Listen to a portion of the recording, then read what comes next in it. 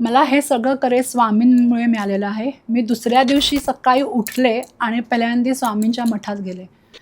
मला आमच्या इथे भुईगावला एक फार सुंदर स्वामींचा मठ आहे. त्या मठात मी गेले. गिरगावचा एक खूप प्राचीन मठ आहे, तिकडे पण मी गेले. ह्या दोन्ही मठांमध्ये दादरला पण आहे ना? दादरला सुद्धा आहे. लोणावळ्याला सुद्धा एक छान सुंदर मठ आहे स्वामींचा. तिकडे गेले स्वामींच्या मठात. मग मी गणपतीच्या देवळात आणि महादेवाच्या मंदिरात मी गेले. गणपती कोण? सिद्धिविनायक?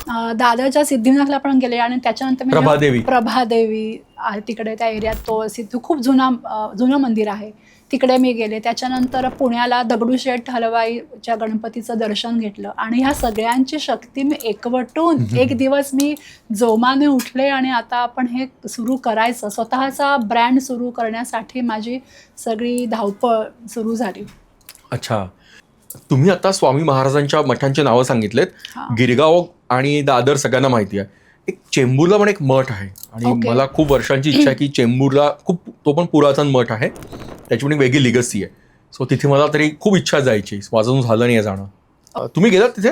नाही, मी त्या मठाबद्दल मी ऐकलेलं आहे, पण तिकडे अजून कधी गेले नाहीये. अच्छा, मला तो अजूनही जाणून घ्यायचा तो दिवस, की तुम्हाला अशी कोणती प्रेरणा मिळाली की आता झालं ते झालं मागचं, नवीन एक जे आयुर्वेद मध्ये जगलेली व्यक्ती, एक स्त्री सोडून नवीन सुरू करते, पण ते जे करायला हिंमत लागते, करेज लागतं खूप हे करायला. बेसिकली हे कुठून मिळालं तुम्हाला?